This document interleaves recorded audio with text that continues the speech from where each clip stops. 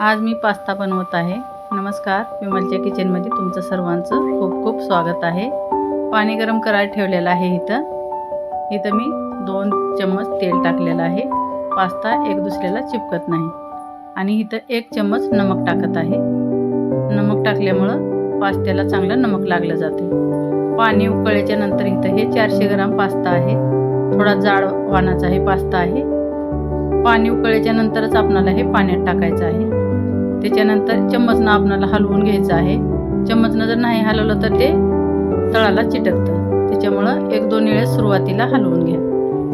व्यवस्थित हलवल्याच्या नंतर फुल गॅसवरच आपल्याला हे शिजायला ठेवला होता। बघू शकता इथं 5 ते 6 मिनिट मी शिजवले। 70% शिजवल्याच्या नंतर मी गॅस बंद करून ह्याला मी साईडला ठेवणार आहे। पूर्ण पास्ता शिजवलेला नाही। तुम्हाला पूर्ण शिजवायचं असलं तर ह्याच्यात पाणी काढून थंड पाणी होता मी तसंच पातेल्यात ठेवून दिलेला आहे साईडला। कढईत इथं तेल टाकलेलं आहे। त्याच्यानंतर खूप सारा लसूण टाकलेला आहे आणि 1-1.5 चम्मच अद्रक खिसून टाकलेली आहे। आता हे थोडंसं ह्याला कलर चेंज होईपर्यंत मिक्स करून घेऊया।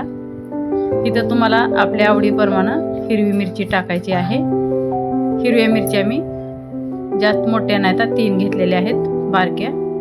त्याचे 2 तुकड्यामध्ये कट करून टाकलेले आहेत। आता इथं मी कांदा टाकून घेत आहे। हे 5 माणसाचा पास्ता बनवत आहे त्याच्यामुळं थोडंसं जास्तच सारं सामान टाकलेलं आहे।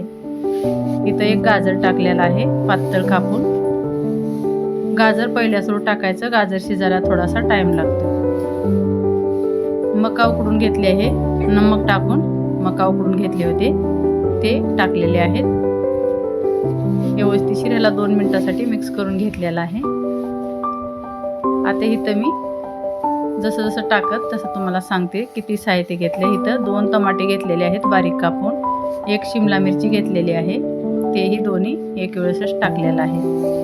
टमाटरला सॉफ्ट होऊ द्यायचं आहे आणि शिमला मिरची आपल्याला जास्त शिजवायची नाही, थोडीशी क्रंचीच राहते शिमला मिरची। आपल्या ह्या जेवढ्या आपल्या भाज्या टाकल्या तर त्याच्यासाठी मी इथं नमक टाकून घेतलेलं आहे। व्यवस्थित मिक्स करायचं, त्याच्यामुळं टमाटर लवकर सॉफ्ट होते आणि साऱ्या भाज्याला नमक लागलं जाते।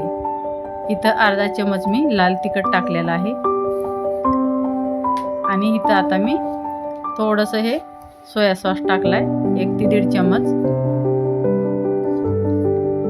व्यवस्थित मिक्स केल्याच्या नंतर इथं 2 चम्मच एवढं टमाटर सॉस टाकलेला आहे। बघू शकता आपण टमाटे 2 टाकले होते म्हणून थोडंसं कमी टाकलेलं आहे। आता हे पास्ता मसाला आहे, 1 पुडी पास्ता मसाल्याची टाकलेली आहे। व्यवस्थित ह्याला मिक्स करून घ्यायचं आहे। साऱ्या भाज्या आपल्या आता इथं शिजल्या गेल्या आता अर्ध कच्च्या, जास्त शिजवायच्या नाहीत भाज्या। हे व्हाईट सॉस आहे तेही टाकतात, हे पिझ्झालाही वापरतात हे सॉस आणि पास्त्यालाही नाही टाकला तरीही चालतंय। 3 चम्मच मी इथं सॉस टाकलेला आहे व्हाईट सॉस। आता आपल्याला जास्त शिजवून घ्यायच्या नाहीत भाज्या। इथं हे पाण्यातून काढून मी पास्ता टाकत आहे। बघू शकता मी कमी शिजवला होता, पूर्ण शिजवायचा झाला तर थंड पाणी टाकून साईडला ठेवून द्यायचं, पण मी 70%च पास्ता शिजवला होता आणि 2-3 वेळेस असंच मिक्स केलं तर चम्मचनं, त्याच्यामुळं व्यवस्थित आता शिजला गेलाय।